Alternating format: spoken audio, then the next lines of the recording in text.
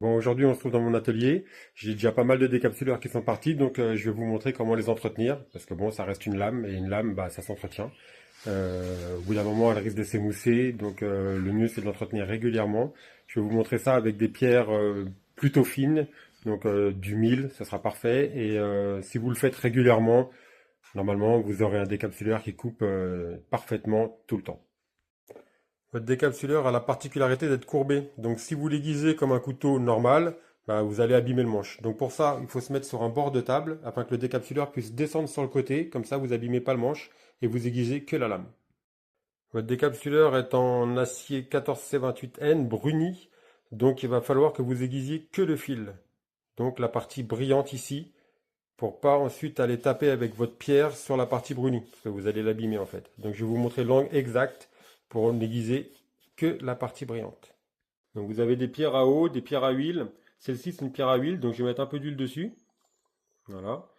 Les pierres à eau, souvent il faut faire tremper votre pierre dans l'eau pendant une dizaine de minutes. Ensuite vous la prenez pareil et vous la mettez sur bord de table. Donc ici on va voir la prise en main pour pouvoir l'aiguiser. Donc vous le prenez entre le manche et la lame. Vous venez mettre le petit doigt comme ça. Et comme ça, de cette manière, vous allez pouvoir le poser manche dans le vide, lame sur la pierre. Donc une fois que vous allez le poser sur la pierre, vous allez sentir le fil. Donc n'hésitez pas à être même un peu plus vers l'avant. Comme ça, vous êtes sûr de ne pas abîmer l'acier bruni.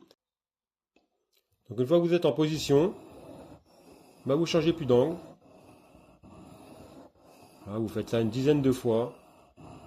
Et vous allez retrouver un décapsuleur parfait pour couper vos capsules. Donc là, voilà, votre décapsuleur, il est réaffûté. On a aiguisé que le fil, on n'a pas touché l'acier bruni, et vous gardez un décapsuleur en parfait état. Voilà, moi ce que je peux vous conseiller, c'est plutôt que d'attendre qu'il soit complètement émoussé, vous le faites régulièrement, toutes les 10 ouvertures par exemple, et vous serez certain d'avoir un décapsuleur qui fonctionne tout le temps avec une coupe parfaite.